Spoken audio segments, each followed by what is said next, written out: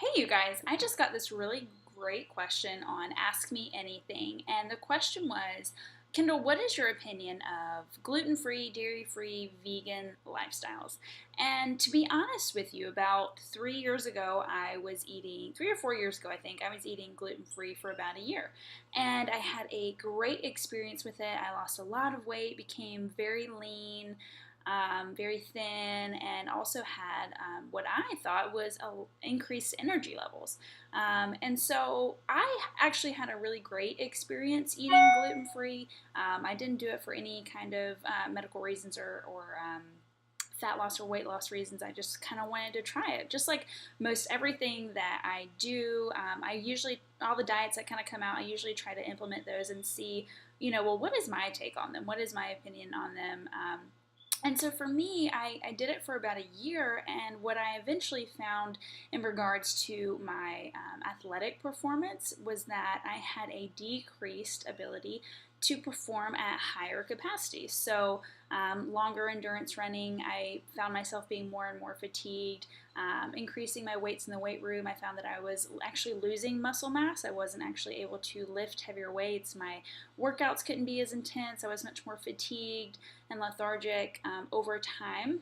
And so for me, I actually started implementing and bringing back in more carbohydrates and more probably gluten containing items into my diet because I wanted to increase my performance. I didn't have any medical reasons to exclude gluten, so I freely and readily brought it back into my diet. Now, saying that, I've actually had a lot of family members and even close friends, specifically one of my good girlfriends who's also a athletic performance coach. She has hypothyroidism issues, and she has removed gluten out of her diet and has found amazing results from it.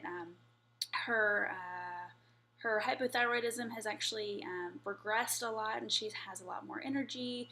And I know a lot of people who have lost a ton of weight, who have increased energy, increased mental stamina, and a lot of other really great things. And so I would say that if you have a health issue, that is definitely one of the things that I would suggest first is maybe trying something like a diet that's gluten free. There's a lot of these autoimmune disorders and diseases out there that can be triggered by gluten containing substances. So, one of the first things that I would suggest to you, if you fall into that category, I would suggest removing gluten from your diet for a month or two and slowly adding back in gluten one day at a time and seeing if you have an increase in symptoms.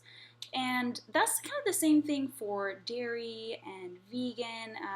I really don't suggest it unless you have medical reasons or a moral or ethical reason that you're passionate about. If you are passionate about veganism and that's your thing, and you don't find that you have decreased performance eating the way that you do, and you've done a lot of research and you found the best way to eat and to get all your macronutrients and micronutrients by eating vegan, then I say go for it. My biggest concern for me and for a lot of people who do not have medical reasons and they try to implement these diets is that they think that it's the end all be all way to lose weight, because what happens is a lot of people who do gluten-free diets, they will end up losing a lot of weight, and that naturally will occur when you are removing one whole macronutrient such as carbohydrates, and you're going to lose weight because you're naturally removing calories, because you're removing a lot of the sources of carbohydrates from your diet that you would normally be eating.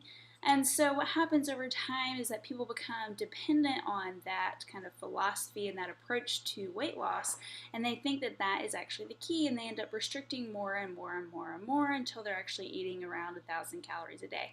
And I've seen that happen, and it actually is really hard for people to recover from that. So I don't really suggest it if it is a way to lose weight. I think that it definitely can make you more aware of of eating whole foods.